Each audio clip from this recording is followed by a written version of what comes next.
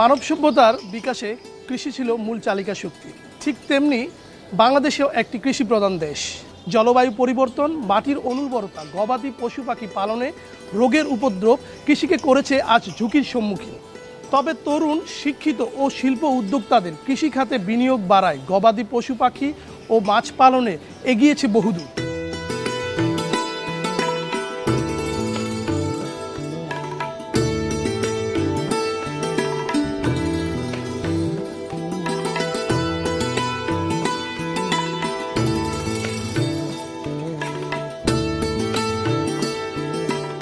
সবুজ পথে সমৃদ্ধির গল্প, এই স্লোগানকে সামনে রেখে কৃষি এবং কৃষকের নানান দিক নিয়ে এগিয়ে যাওয়া, সমস্যা ও সমাধান নিয়ে জিটিভির নিয়মিত আয়োজন সুইট নেশন নিবেদিত সবুজ কৃষি অনুষ্ঠানে আপনাদের স্বাগতম।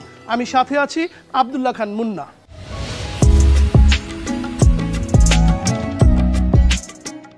দর্শক, সবুজ কৃষি আজকের পর্বে আমরা অবস্থান করছি নারায়ণগঞ্জ জেলার ফতুল্লা থানার ইসদাইর রসুলবাগ এলাকার গ্রিন বেল ডেইরি রেঞ্জে।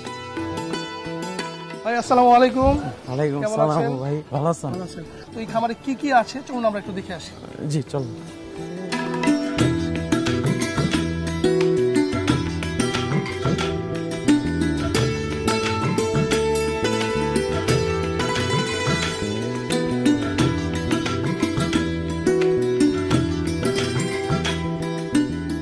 শুরুতে হচ্ছে এইগুলি, এই পাশে হচ্ছে আমাদের হচ্ছে গাভীর সেক্টরটা পুরাটাই।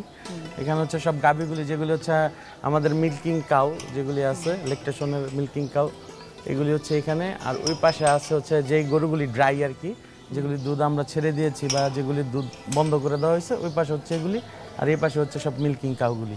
আচ্ছা, এখানে কি কি জাতের গরু আছে আপনাদের? আমাদের এখানে হচ্ছে বেশিরভাগ আছে আপনার হলস্টাইন ফ্রিজিয়ান, যেহেতু এটা হচ্ছে মানে দুধের জন্য। এটা হচ্ছে জার্সি, হ্যাঁ জার্সি আছে। তারপর এটা হচ্ছে হলস্টাইন ফ্রিজিয়ান, এগুলি হচ্ছে হলস্টাইন ফ্রিজিয়ান। এগুলি হলস্টাইন ফ্রিজিয়ানের ভিতরে আপনার বিভিন্ন পার্সেন্টেজ আছে, হ্যাঁ, যেমন 85 আছে, 75 আছে, 95 আছে, 100ও আছে। তো এই সব কিছু মিলিয়ে আর কি সব হচ্ছে হলস্টাইন ফ্রিজিয়ান। আচ্ছা, আমরা যদি একটু জানতে চাই যে এই গরুটি প্রতিদিন কত লিটার দুধ দেয়? এই গরুটা থেকে হচ্ছে আমরা হচ্ছে বাচ্চা দিছে রিসেন্টলি, হ্যাঁ, ওর বাচ্চার বয়স এখন 22 দিনের মতো। তো এই গরুটা থেকে হচ্ছে আমরা এখন দুধ পাচ্ছি আপনার 23-24 লিটারের মতো দৈনিক। এটা কি এবারই প্রথম? হ্যাঁ, এটা এবার প্রথম বাচ্চা দিছে, এটা হচ্ছে এবার প্রথম বাচ্চা দিছে আমাদের এখানে।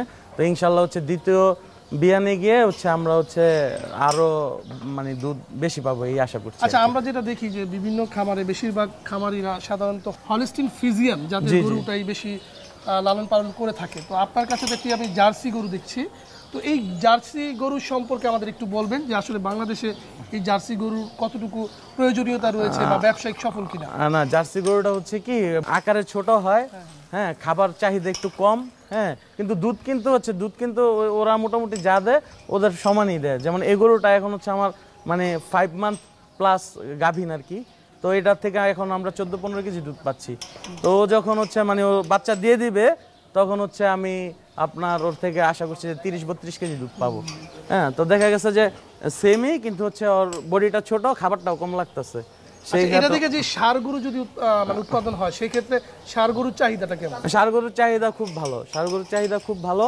কারণ হচ্ছে যেহেতু কালারটা লাল হয়, আর কুরবানির সময় কিন্তু লাল গরুর একটা চাহিদা থাকে আমাদের দেশে।